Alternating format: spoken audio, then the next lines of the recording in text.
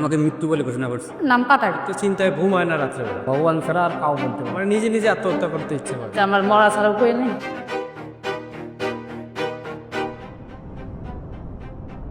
এই তথ্যচিত্রটি সম্পূর্ণ কঠিন সত্য ও রূঢ় বাস্তবের প্রতিফলন। ভুক্তভোগী সকল মানুষের সত্য বয়ানে নির্মিত এই তথ্যচিত্র আপনাকে এসআইআর এর মূল উদ্দেশ্য বুঝতে সাহায্য করবে।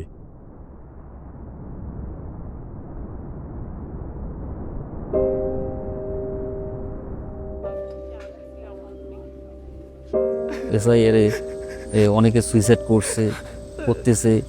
আসামে যেমন হয়েছিল কি ক্যাম্পে রাখছিল।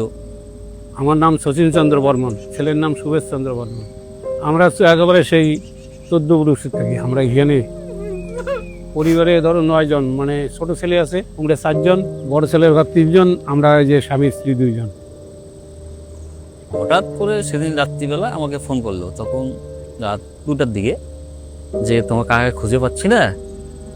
তো আমিও আবার অত রাত্রিবেলা আমি এখানে পাশে এক কাকা আছে, ওনাকে ফোন করলাম যে কাকা দেখো তো ব্যাপারটা কি। পরে উনি আবার আসে খোঁজ নিল যে বাড়ির পেছনে বাঁশবাগান আছে, ও নাকি সুইসাইড করছে। ও একটু লাজুক গোছের ছিল। হ্যাঁ, শুতে এলাম, আতঙ্ক হয়েছে। কারণ কেন করি বলি পড়ে এলো কই আমরা। এইরকম যে করবে সেটা আমরা এবার কবার কিছুতেই একেবারে ইয়া হয়েছে, সেটা এখন ভগবান ছাড়া আর কাউ বলতে পারে না। ওই না জানি। 2024 তখন কোনো অসুবিধা নেই। ভূতের নাম না থাকলে তো ওই যে অসুবিধা হয়ে গেল। নাম দিছিল, নাম কাটার। এই ছেলে পড়াশোনা করতে পারতেছি না, ঘর তো আর পাবো না, তারপরে যে বেকার ভাতা, লক্ষ্মী ভান্ডার, এগুলো কিছুই পাবো না। এগুলো কি অবস্থা, ভোটটা দিতে পারবো না, এগুলো অসুবিধা। নাম রশ্মি অধিকারী, 7 মাইল হাডালাম আগালা যান। কোনোবার ভোট বাদ যায় না। না বাদ জানি আমার ভোট আরে ভোট যেতেই ছিল, যেতেই চাচ্ছি।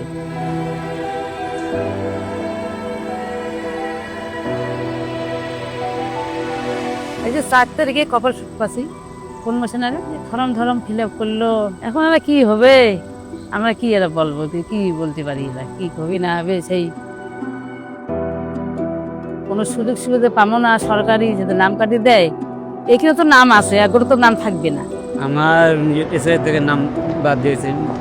আমি লোকাল জীবিত আছি, আমাকে মৃত্যু বলে ঘোষণা করছে।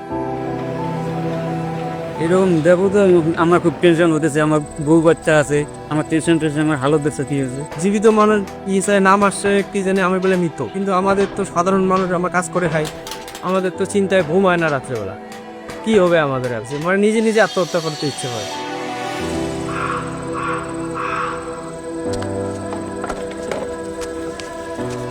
এখন তো বেশি দিন হল না, অল্প দিন হল, কোনো রকম করে টুকটাক করে চলবে নাকছে। পরে যে কি হবে সেটাই তো বলা মুশকিল। সবগুলো যে কেমন করে মানুষ পড়া যাবে। কেমন করে যে বউ সবা খাইবে। আমরা তো কিছুই করে পাবো না, এটাই এটা তো চিন্তাটা এটা যে কাটি দিলে কি করবো কি না করবো বলে তো আমরা কি যে হবে। কি হবে এটা তো আমরা অত পড়াশোনা না জানি বলে বুঝে ইয়ে করে করবো, সেটা তো আমরা পারবো না।